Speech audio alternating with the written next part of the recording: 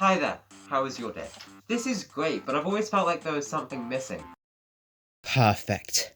Video games are great and all, but they wouldn't even be video games if you couldn't control them, which is why getting game controllers right is so crucially important. If you mess this up, it could cause the downfall of your system, and recently I feel like we've been getting pretty lucky with controllers. The PS5 controller is proof that God exists, the Xbox Series X controller gets the job done, and the Nintendo Switch Joy-Con are controllers that work as handheld controllers and console controllers.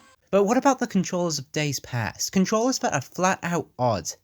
To start out, let's go back to the 80s and the NES. The NES. It single-handedly brought back video games from the dead and launched the lives of so many beloved franchises. But I think we can all agree it's missing a whole lot of this.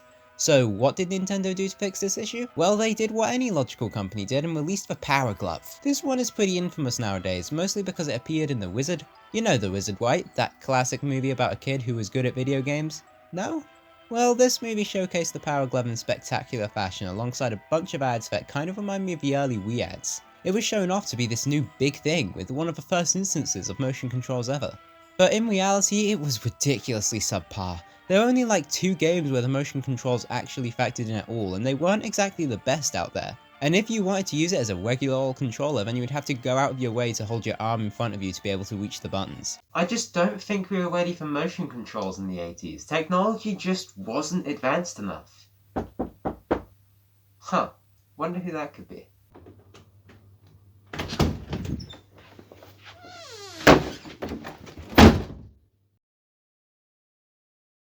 You know how I said the 80s wasn't advanced enough for motion controls? Well, how about the mid-2000s? The Wii Remote, truly one of the worst things for someone with a speech impediment.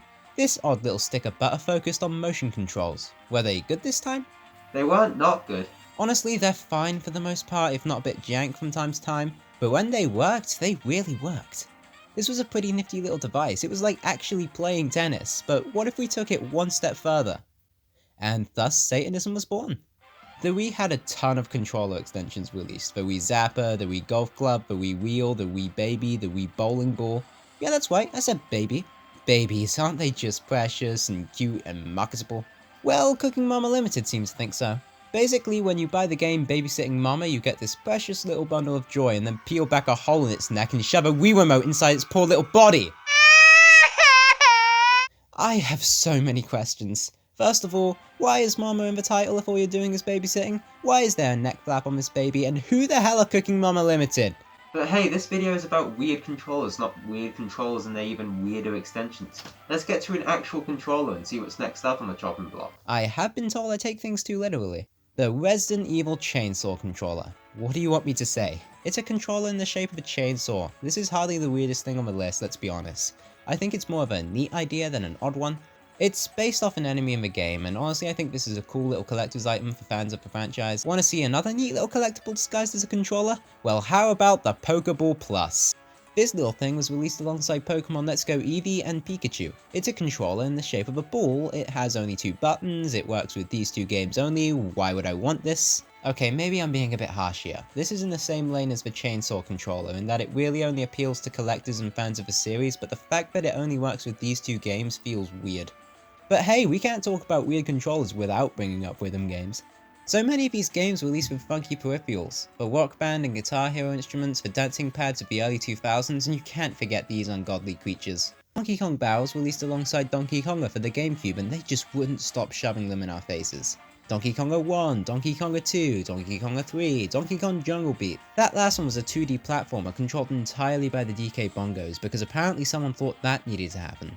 There was another game released centered around the Donkey Kong battles called Donkey Kong Barrel Blast, but for some reason this was the only game that isn't compatible with the bongos, and at that point, what's even the point? Now I think we can all agree that this has been pretty tame up until now, but if you want something a little more on the wild side, then look no further than the plug and play. These systems are based entirely around the concept of plugging them in and immediately being able to play games. These aren't full-on consoles, often they only have a small collection of games to play, and because of this, they could really go crazy with the controllers. For example, here's a Scooby-Doo plug and play. You have a gang all in a mystery machine, not Scooby though, I'm pretty sure he's too busy being neutered back there. This SpongeBob one has become pretty infamous and seems to be one of the first controllers people think of when plug and play is brought up. And then you have the Sonic one where they took Sonic, erased his face, and replaced it with a fist. Do do do do do do do. Do do do do do do do do. And there you have it, a full history, more or less, on weird game controllers. Some of them were gross, some of them actually weren't too bad, but none of them fix the typing problem. What's the typing problem?